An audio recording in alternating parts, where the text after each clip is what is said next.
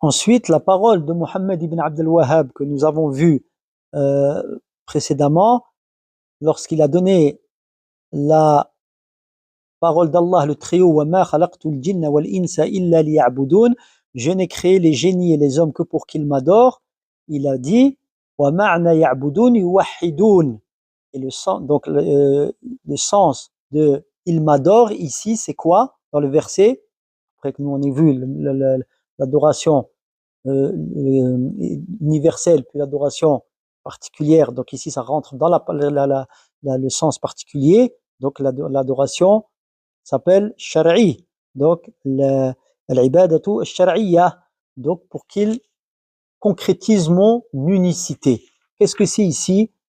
C'est le sens qu'a donné donc Mohammed ibn Abd al-Wahhab, yuwahidun ya'budun, pour qu'il m'adore, c'est-à-dire qu'il concrétise mon unicité ici. Ça prend le sens là. Donc, et Cheikh Al-Uthaymin explique que le tawhid, il a un sens, comme on le sait, en religion, on parle de termes et on donne le sens. Les savants nous expliquent le sens linguistique, puis le sens législatif du terme en question.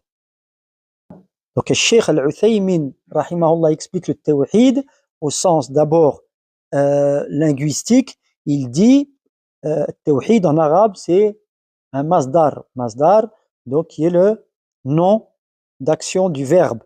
D'accord? Il dit, donc, c'est le masdar du verbe wahada. Wahada, en arabe, c'est rendre unique. Donc, wahada, et le masdar, c'est tawhid. C'est-à-dire qu'il rend une chose, c'est l'action de rendre une chose unique.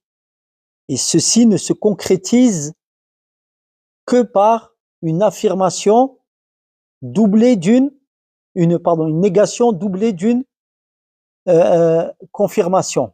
Affirmation, négation. Négation de quoi? Du jugement à tout autre que la chose que l'on veut rendre unique. D'accord? On rejette le jugement, on fait sortir toute chose du jugement que l'on veut appliquer à la chose que l'on veut rendre unique. Et ensuite, pour concrétiser donc le tawhid ici, c'est le fait de confirmer et affirmer le jugement à la chose que l'on veut rendre unique ici. Par exemple, nous disons, une personne ne peut concrétiser le tawhid et le compléter tant qu'il n'aura pas attesté qu'il n'y a pas de divinité, comprenons digne d'être adoré en toute exclusivité, excepté Allah, la ilaha illallah. C'est-à-dire qu'il rejette ici la divinité, l'adoration, à tout autre qu'Allah, ou de tout autre qu'Allah, il la rejette pour autre qu'Allah, le Très-Haut, et qu'il la confirme à Allah seul. Voilà pour le tawhid au sens linguistique.